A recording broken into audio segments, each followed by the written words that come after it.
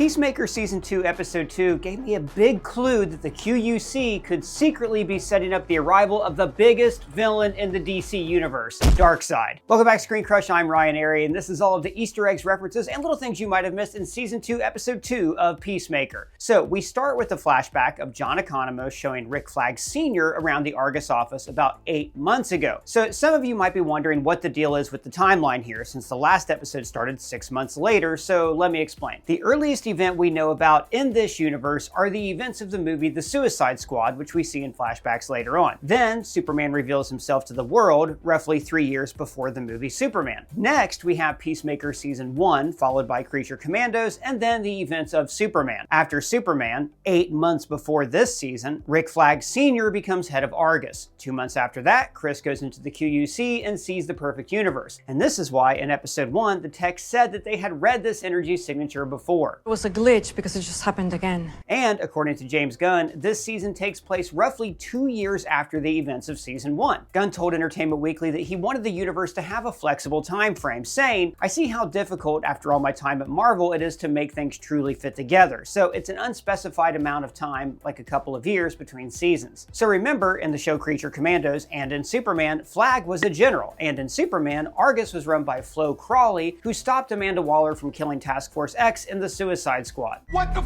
did you do? But presumably the government didn't like that the Justice Gang intervened in Baravia, so Crawley is out and Flagg is in as director of Argus. So what happened to Amanda Waller? Well, we just don't know. The last time we saw Waller, she ordered John Economos to head up the creation of a new team of Creature Commandos, and that's where we left off. I believe they are still going to make that Waller TV series though. And in the station here, we see KWUE is reporting on Flagg swearing in. And we have seen this station all over the DCU and the DCEU. For example, in the last episode, they were the network running the Sphere talk show. Economos tries to call Waller A-dubs, a nickname that's probably never been said out loud before this scene. And he also tries to endear himself to Rick. My old pal Rick Flagg. Because they did work together in Creature Commandos Episode 4, Chasing Squirrels. Sign me up, right?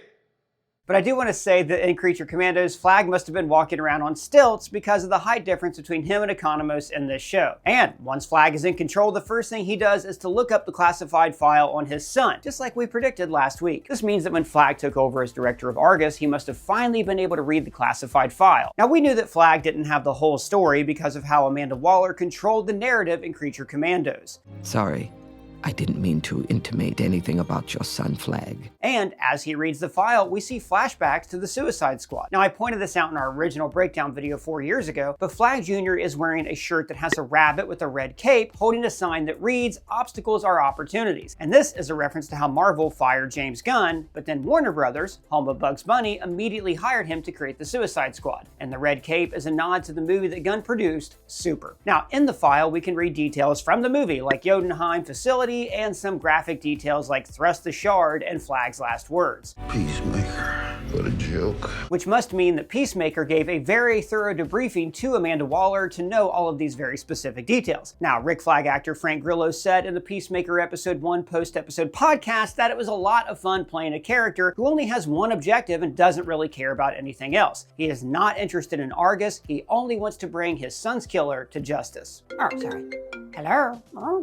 There may be a leak in my basement, but no one is supposed to know about the basement. Doug, hang up. But these people say there's something wrong with my secret basement. Dude, that's a scam robocall. Some data broker sold your information. I mean, the internet is filled with shady people who pay big money just for access to your private data. And then these companies sell your data to giant firms called data brokers, and then they sell your information to advertisers. In fact, I used to get spam calls just like that one all the time. Oh, but not anymore? Very rarely, because I signed up for Incogni. They're the sponsor of this video. Incogni is by far one of the best products that I talk about on this channel. This is the app that they don't want you to know about. And you can sign up right now with our link below using code ScreenCrush to get an exclusive 60% off an Incogni plan at incogni.com/ScreenCrush. Guys, so far Incogni has found 136 companies that were selling my sensitive information. We're talking search history, financial details, health history, and they were selling that info to the highest bidder. And they even tell you the dangers associated with these companies, like data leaks, spam calls, identity theft, and even stalking. But then Incogni contacts those companies on your behalf, and they legally have to remove your information. So far, Incogni has completed 767 removal requests on my behalf. So now my personal information is being suppressed. In fact, Doug, let's sign up for the new Incogni family plan right now so you can be on my account. And that also includes their custom removal feature. You guys have probably had this happen all the time. You see your info on some website and you're like, how'd they get that? And you want it removed. But now with custom removal, you can point to any website where your personal information is visible, and then one of Incogni's privacy agents will take care of the rest for you. Oh boy! So I highly recommend giving Incogni a try. Use my code ScreenCrush with the link below to get an exclusive deal, 60% off an Incogni plan. It is a great deal that you don't want to miss. Now, back to what I was saying. Now, the title of this episode is A Man is Only as Good as His Bird, which, just like the title of the last episode, is a play on words. In this case, though, it's referring to how Chris is not there to defend his home, but Eagly is. Also, the credits font looks a lot like the Iron Maiden font, which is fitting since Chris is such a metalhead. Now, the last episode ended with a fight where Chris kept hitting himself.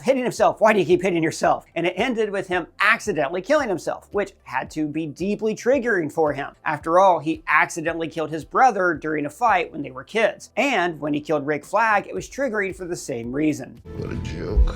So this shows how Chris is in a vicious self-destructive cycle that eventually becomes literal when he actually harms a version of himself. The last episode ended with Chris burying his pain in drugs and sex, and now he's trying to bury his trauma literally by stuffing it into a sack and hiding it. But he can't hide his guilt, and the body keeps rolling out. Afterwards, the camera has a really shallow depth of field, and Chris keeps moving in and out of focus. And this is to show us how disoriented he feels and that he's having trouble seeing the world clearly. Similarly, when he showers, the blood doesn't come off easily. I mean, just ask Lady Macbeth, you can't wipe away your crimes with just water. Out, down, spot, out, I say. Leota then comes to visit him and noticed that she is wearing a Rosie the Riveter shirt. So this was a World War II propaganda poster to empower women to join the workforce. And it's appropriate for Leota since she actually just started up her own security business. Then she uses her key to enter her ex-wife's apartment, where the three pups from season 1 finally, dear God, finally make their return. Remember, this good boy Emerson serenaded them last season. Now in season 1, he was always wearing clothes, just like Adebayo told Harcourt. One of them, Emerson, he likes to wear these little outfits. Do you think that's gonna make him a bigger target? This apartment is a huge downgrade from the Argus housing we saw last season, and now we see Clea has to make ends meet by working at Jitters. So this is a coffee place that has appeared in the comics. There was an ad for it here in Superman. Guy Gardner was drinking from a Jitters cup in episode 1, and it's also a regular setting for the Flash CW show. Now remember, last season, the two of them moved to Evergreen on the West Coast for Leota's assignment, and their plan was to move back east, like Kia says here. We were supposed to be going back to Gotham. Just like she said in season 1. Let's go back to Gotham. And Gotham is, of course, hometown of the Batman that we saw a glimpse of in Creature Commandos. In the pharmacy, Harcourt is shopping for some makeup to cover her black eye from her bar fight last episode. Now, I didn't mention this in our last breakdown video, but in the first episode last season, Harcourt easily took down a guy that was harassing her in a bar. But this season, she tried to do the same thing so she would feel empowered. But instead, the pain and violence dogpiled on top of her. And this is showing us how far she has fallen, but it's also a mirror to Chris's arc. They're both caught in these cycles of trauma stemming from their violent fathers. Harcourt said last season, After high school, I joined the CIA. so this really is all she knows how to do. When Waller blackballed her, she took away the only life that Harcourt has ever known, and she's lashing out to conceal her pain. And in this episode, we see this play out in two scenes. One, in the pharmacy, where this incredibly kind woman thinks that she is in an abusive relationship, and she wants to help her. If you're with someone who's hurting you, I have resources that could help. But the thing is, Amelia is in an abusive relationship with herself. Like Chris, she inflicted self-harm on herself last episode, but instead she lashes out, telling this woman, I am not a Fucking mirror. which is incredibly harsh. She is saying to this lady, hey, deal with your own problems. I am not your own abusive husband. I am not you. And then the second scene is later in the episode when Chris also tries to connect with her, pointing out how the two of them are similar. Maybe it takes one to know one, okay? After all, they both go out and commit acts of violence in order to feel better about themselves, and Harcourt reacts by pushing him away. Sorry. I'm not as fucked up as you, Chris. I never said you were. In both cases, she resists empathy from others and chooses to bury her pain, just like Chris. The drugstore, by the way, is called Vaughn's Drugs, which first appeared in Hit Comics issue 18. It is run by Dr. Vaughn, the scientist who aids the hero, the Great Defender. And also on the way out, she calls this guy Beaker, which he doesn't understand. Beaker? Who's... He's a Muppet. Gunn used a similar gag in Guardians of the Galaxy 1. I meant Trash Panda. Is that better? I don't know. But remember, this scene in the pharmacy comes straight after Leota's scene with her wife. In both scenes, they have a total lack of empathy for the women they're talking to. Harcourt rejects health, and Leota doesn't seem to care that she derailed her wife's entire life and got her stuck in a city where she has no friends or family. But there might be hope for the two of them because they're both still wearing their rings. Also, during their fight, Kia says that Adebayo's dreams are leeching off of someone else's reality, which is exactly what Chris did to his alternate universe self. His dream world was that Chris's reality, and now he's just leeching off of it. Now, Leota and Harcourt's lack of empathy sets up the introduction of Agent Langston Fleury. Fleury is also a person who is deeply unable or unwilling to connect with another human being. Instead of learning people's names and asking them about themselves, he gives them pre-assigned identities. Of course not. You're ginger cool. And this lack of observational skill is also symbolized by his condition, bird blindness. Hey, that's not funny. 1 in 100,000 children are diagnosed with bird blindness every year. It is a real condition with serious consequences. A child tries to feed a baby duck and is instead eaten by a falcon. Instead of releasing doves, your wedding is ruined by an attack of emus. Won't you please help a child with bird blindness by joining the ScreenCrush merch store? Links are below. That was well said, Doug. Now, Fleury is played by comedy legend Tim Meadows, who is one of the all-time greats from Saturday Night Live. But I've always most loved his deadpan delivery of this line in Mean Girls. I don't care how long it takes. I will keep you here all night. We can't keep him past 4.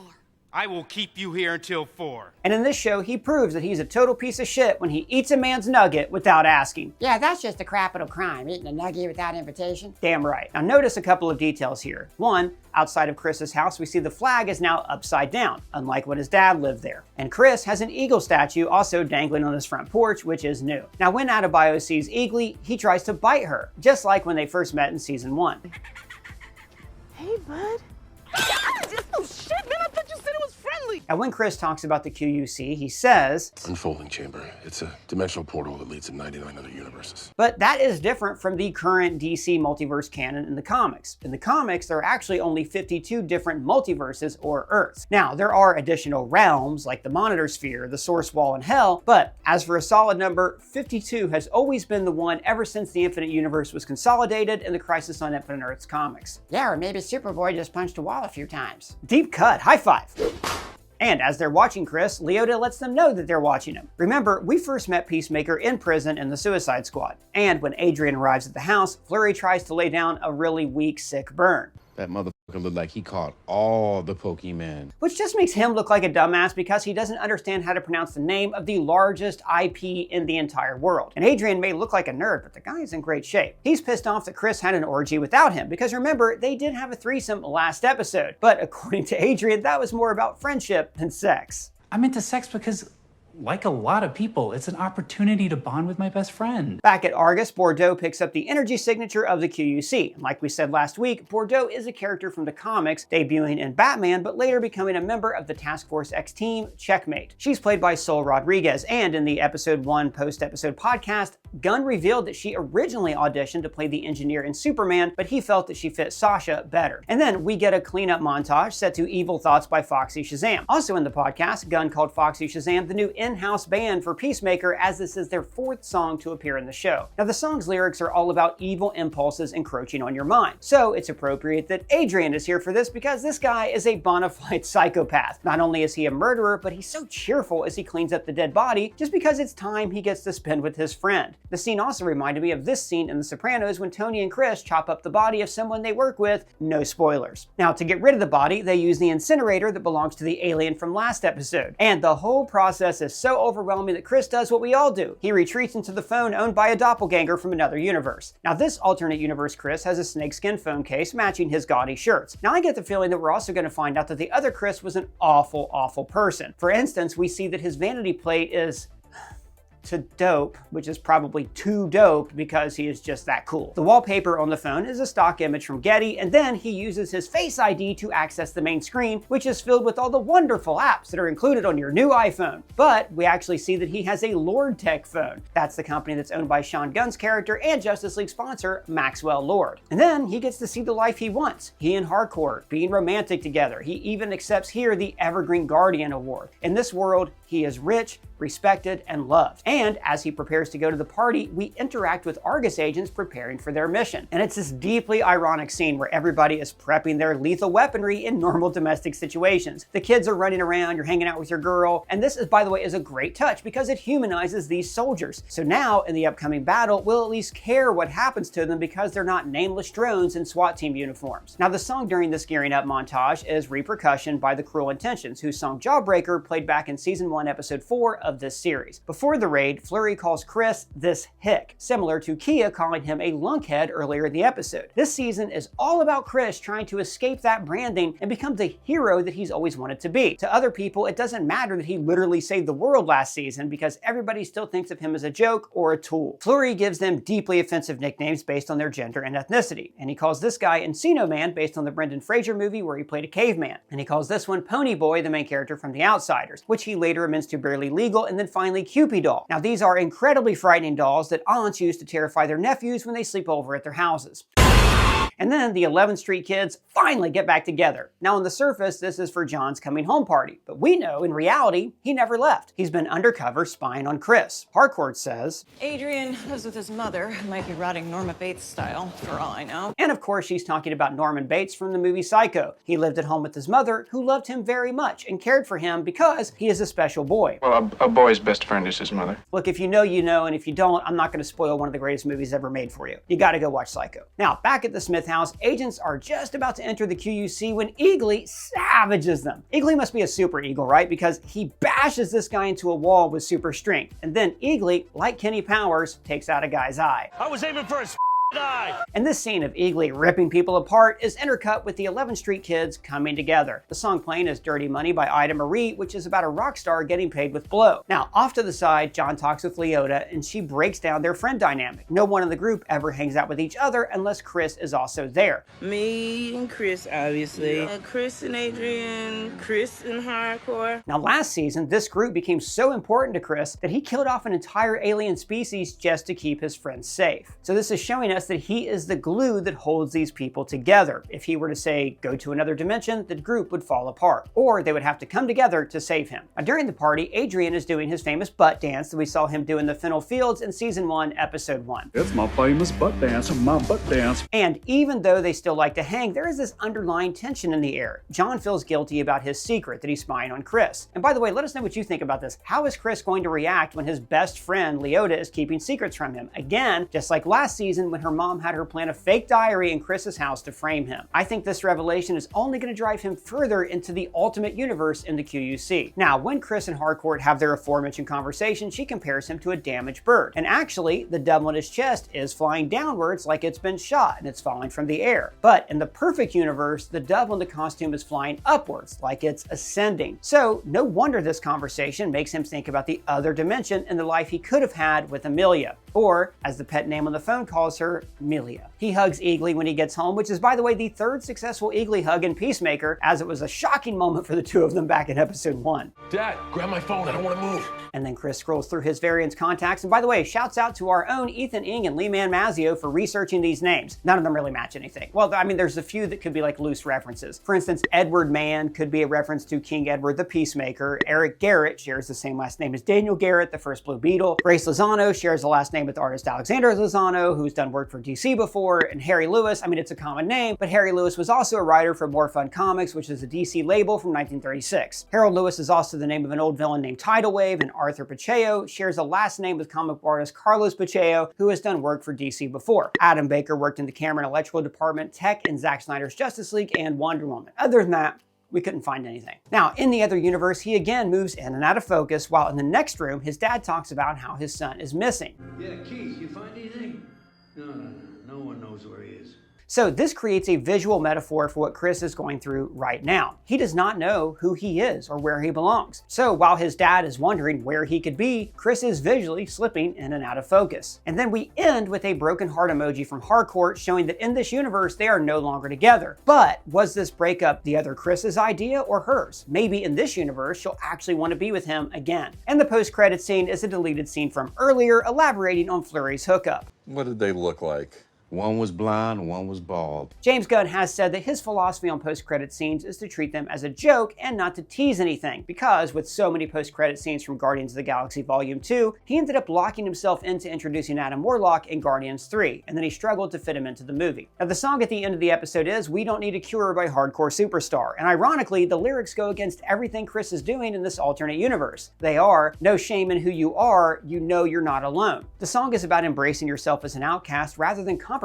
yourself and your friendship for an ideal life. So we also have some theories on his brother Keith's mysterious superhero identity. Lee Mazzio thinks that he could be playing Agent Liberty. Gunn said during the podcast that he's like a character from the comics and their uniforms look eerily similar. Now alternatively, he could be Commando, who is the faux alias of the Silver Ghost, the enemy of the Freedom Fighters. Now in those comics, the Silver Ghost posed as the hero Commando and fought the fighters, only to be revealed later that he was a villain from Earth X. And also one of the Freedom Fighters was the hero Dollman, who Chris referenced last season. Hey, Dollman? You ever meet him?